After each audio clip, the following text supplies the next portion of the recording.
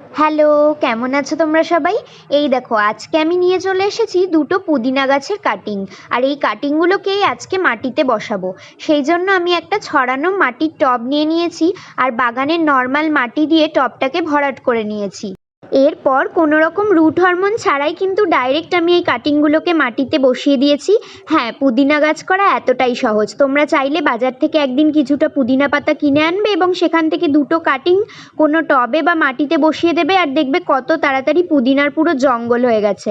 এরপর তোমাদের দেখাই এই গরমকালে আমাদের বাড়িতে লাগানো কিছু লতানো সবজির গাছ, যার প্রথমেই রয়েছে এই শশা গাছটি। আর দেখো শশা গাছে কিন্তু ফুলও ফুটে গেছে। এই গাছটাকে আমরা মাচা করে তুলে দিয়েছি। শশা গাছটি বসানোর ভিডিও আমার চ্যানেলে অলরেডি পোস্ট করা আছে, তোমরা যারা দেখোনি তাদের জন্য এই ভিডিওর ওপরে লিঙ্কটা অ্যাটাচ করে দেবো।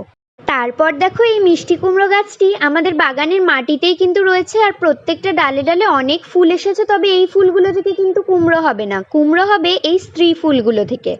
তারপর এই গাছটা তোমরা কারা কারা চিনতে পারছো বলো তো? হ্যাঁ, এটা হলো লাউ গাছ। আর এই গরমকালে কুমড়ো গাছ আর লাউ গাছ মিলিয়ে আমাদের বাগানের অর্ধেকের বেশি অংশ ভরে গেছে। আর এই লাউ গাছের পাতাগুলোর সাইজ জাস্ট একবার দেখো, আমার একটা হাতের 5 গুণ বড়। সব শেষে একটা মই নিয়ে আমরা চলে এসেছি বাড়ির পেছনে এই লাউ গাছে হওয়া প্রথম লাউটি পেড়ে নিতে। আর হ্যাঁ, নতুন গাছের সবজি হাতে পেয়ে তো আমি ভীষণ খুশি। তবে জানিয়ে রাখি, লাউ কিন্তু আমি খাই না। তোমরা কারা কারা লাউ খেতে ভালোবাসো কমেন্ট করে জানিও। চলো আজ আসি, টাটা।